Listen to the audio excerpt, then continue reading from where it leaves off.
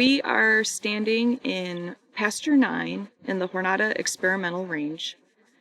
We're surrounded primarily by black grama, and we are in one of 36 plots in a project called the Duneland Restoration Project. Today, we're going to talk about the soil moisture probes that we have installed on this particular plot. And this is an example of one that I'm holding right here. In this plot, we have a center rebar, and around the center rebar, there are 4 probes installed at the north, east, south, and west locations. They come up from out of the ground, and we have them protected with conduit, plastic conduit that's running above ground.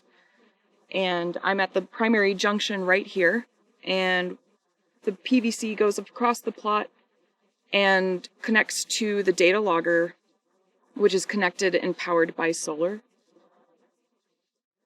The probes are able to identify the dielectric constant in the soil, which then identifies the volumetric water content.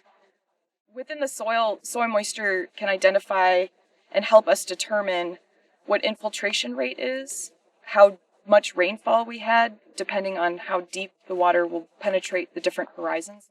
So first you would determine the depth at which you would like to read the moisture.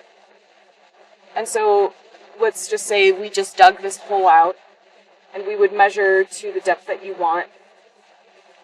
And ideally, the soil's not going to be too difficult to install the probe, but you would go at a 90-degree angle and install the probe.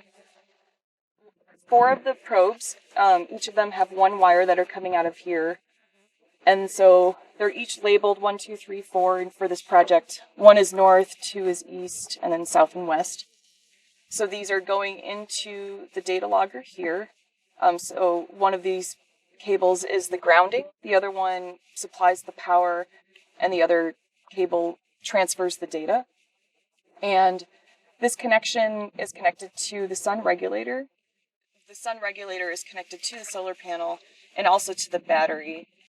Using this data logger to my laptop, and using the laptop, I can connect live.